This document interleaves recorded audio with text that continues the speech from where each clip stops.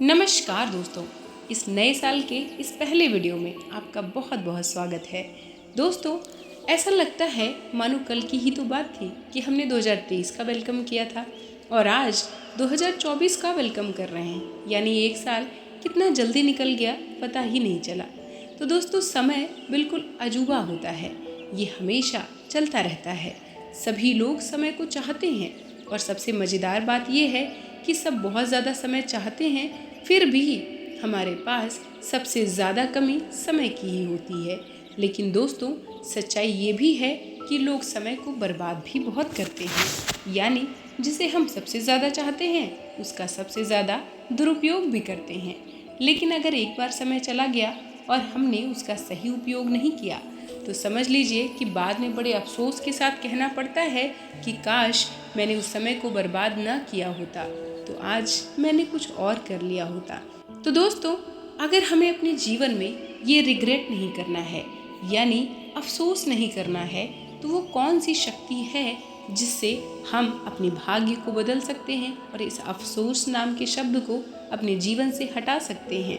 तो दोस्तों, आज हम बात करने वाले हैं पावर ऑफ ग्रेटिट्यूड की, यानी आभार की शक्ति पर, जो हमारे जीवन को बदल सकता है और हमें सफलता की ओर ले जा सकता है। दोस्तों, अगर हम अपनी कमियों की तरफ फोकस करते हैं तो वो बढ़ने लगती है और हम परेशान हो जाते हैं।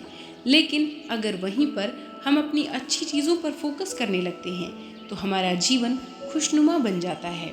यानी जो हमारे पास है हमें उस पर ध्यान देने की ज़रूरत है, जो हमारे पास नहीं है अगर हमारा ज़्यादा ध्यान उस पर रहेगा तो हमारे जीवन में जो नहीं है वही और आकर्षित होने लगेगा।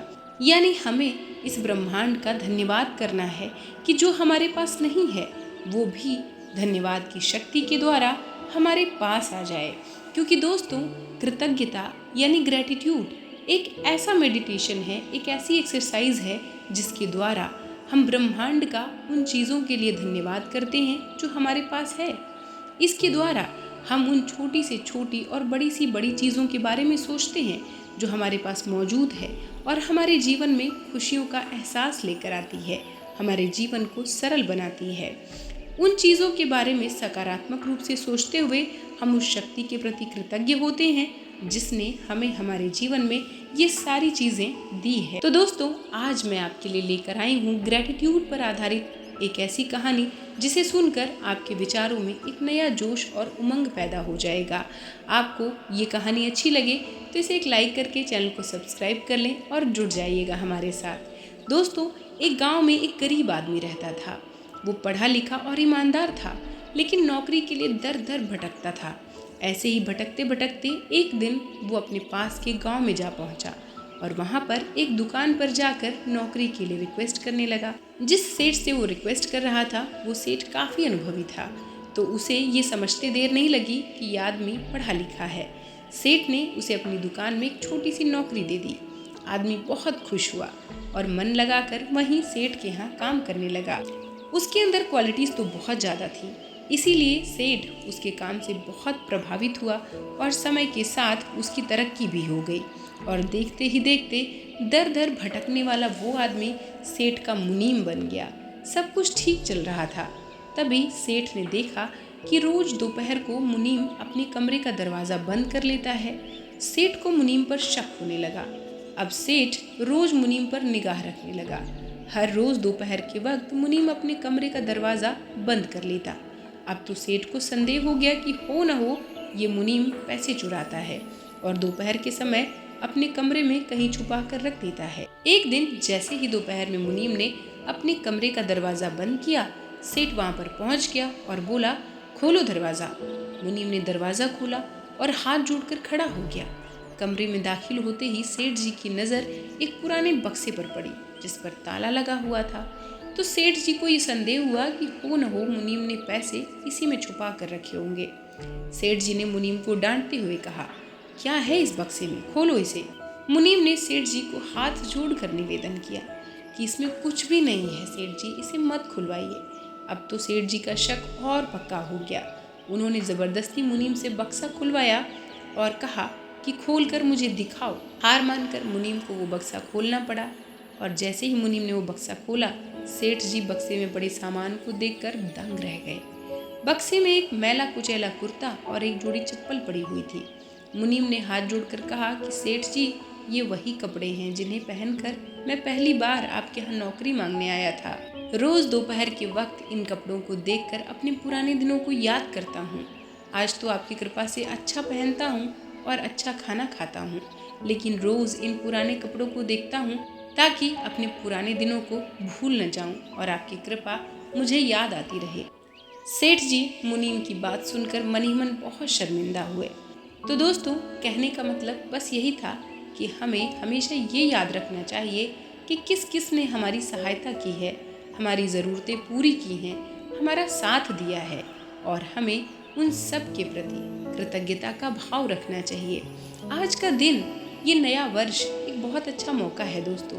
आपके जीवन में जिसने भी कभी भी एक छोटी सी भी मदद आपको की है, उसको अगर आज आप थैंक यू बोल पाएँ तो ज़रूर बोलिए।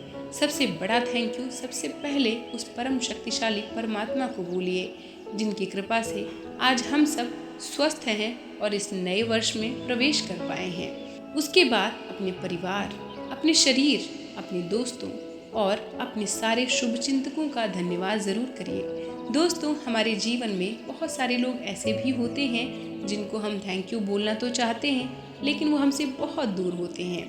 तो उनके लिए एक थैंक यू नोट ज़रूर लिखिए, और आप अगर उनको वो नोट नहीं पहुंचा पा रहे हैं तो बस उसे अपने पास लिख कर रख लीजिए। उस नोट को लिख कर रखने की शक्ति भी बहुत स्ट्रांग होती है। जो लोग आपसे दूर भी हैं, उनके दिल तक वो बातें पहुंच जाएंगी। दोस्तों, कृतज्ञता की शक्ति इतनी महत्वपूर्ण होती है कि वो इस ब्रह्मांड की शक्ति से मिलकर हमारे जीवन के लिए वो सारी खुशियों के रास्ते खोलती है जहाँ पर हम जाना चाहते हैं। जो कुछ भी हम पाना चाहते हैं वो हमें इस कृतज्ञता की शक्ति से मिल जाता है। दोस्तों, आपने किसी ऐसे बच्चे को देखा है जिसके माता पिता ने उसको कोई चीज़ गिफ्ट की और उसे वो चीज़ पसंद नहीं आई, तो उसने उस चीज़ का तिरस्कार कर दिया।